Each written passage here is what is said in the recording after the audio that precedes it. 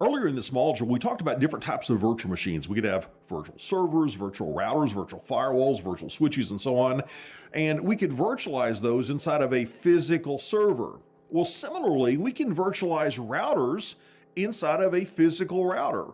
Let's say that we're a service provider or we have different tenants that we want to keep isolated from one another. But I don't want to have to buy a router for tenant A and another router for tenant B and another router for tenant C. What we can do is allow all of these tenants to be virtualized. They can have their own virtual router, and those virtual routers are running on this underlying physical router.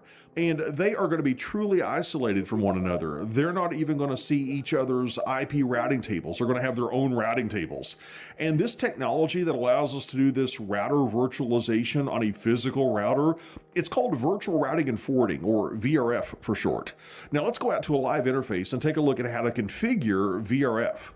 We're going to begin our VRF configuration by creating a multi-protocol VRF routing instance for each tenant that we have. And we're going to specify the address family to be used. And by address family, I'm talking about, are we using IP version 4 or IP version 6? Well, you can guess based on our topology, we're going to be using IP version 4. So let's get started. Let's go into global configuration mode, and I'll say VRF definition, and I'm going to call our first tenant, tenant-A. And I'll say it's going to belong to the address family of IPv4.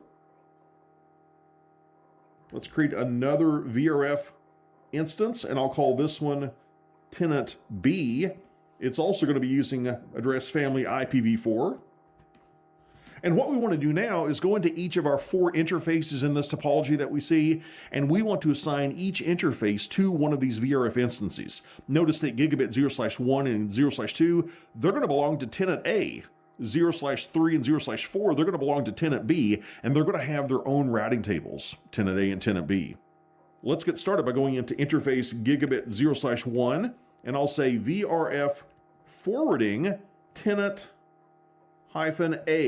I want gigabit 0/1 to be part of tenant A's virtualized router.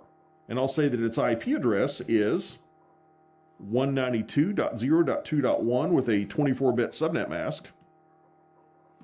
And by default, our router interfaces are administratively shut down, so let's do a no shut to bring that up. And let's go into interface gigabit 0/2. And you can see gigabit 0/1 coming up there.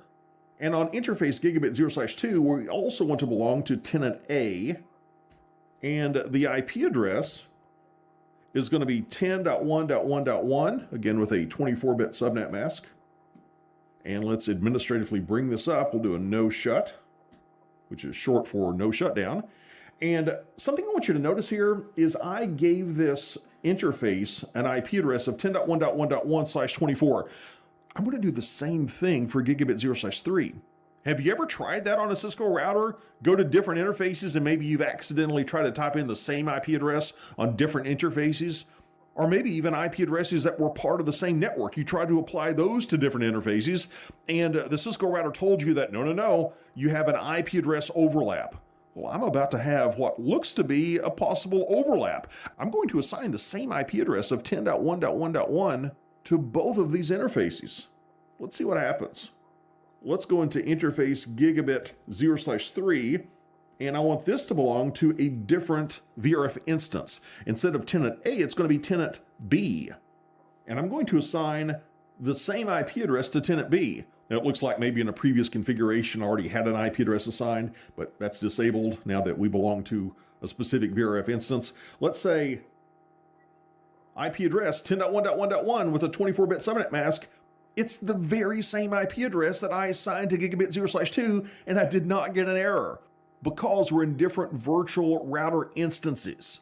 They cannot see one another. Even though I've got the very same IP address applied to different interfaces, neither tenant knows about the other tenant.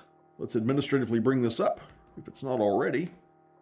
And let's go into interface gigabit 0/4. We'll say interface gigabit 0/4, and this is going to belong to tenant B as well. And its IP address is 198.51.100.1 with a 24-bit subnet mask. Let's do a no shut to bring it up. And we're done.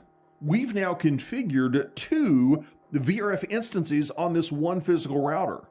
And we've assigned IP addresses to a couple of interfaces for each of our instances. So we can route between different networks for each tenant.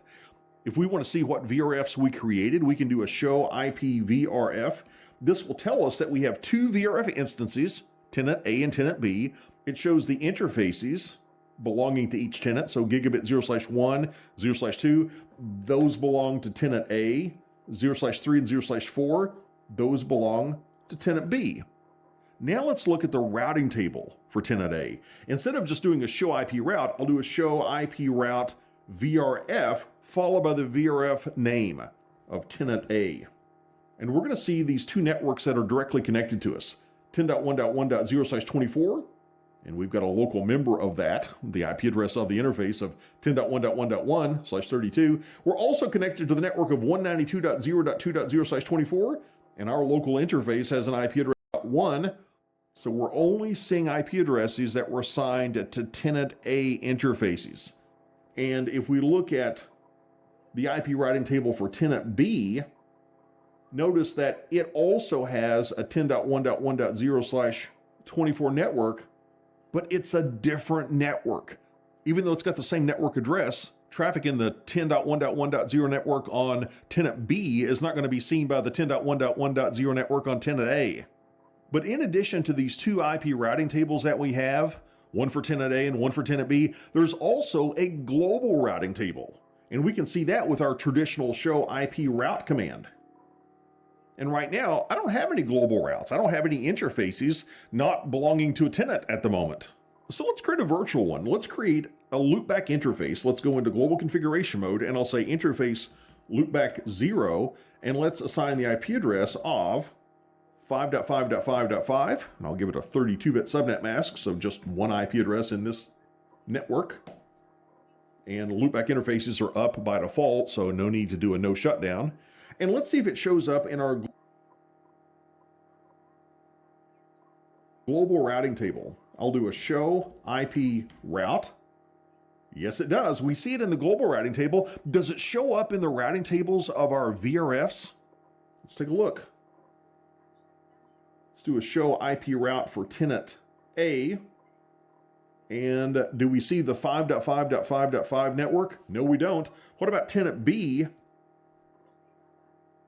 No, we don't.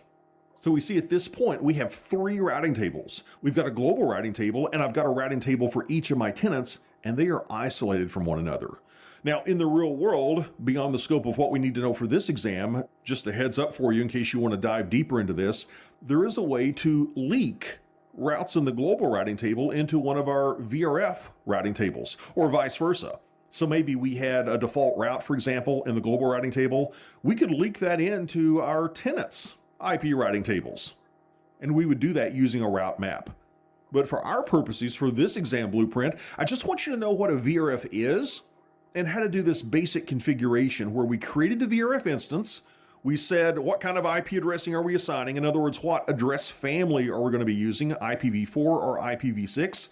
Then once we defined our VRF instances, we went into physical interfaces, said, you belong to this VRF instance. We assigned an IP address, we brought it up, and we were able to keep interfaces on the same physical router isolated from one another simply by assigning them to different VRF instances.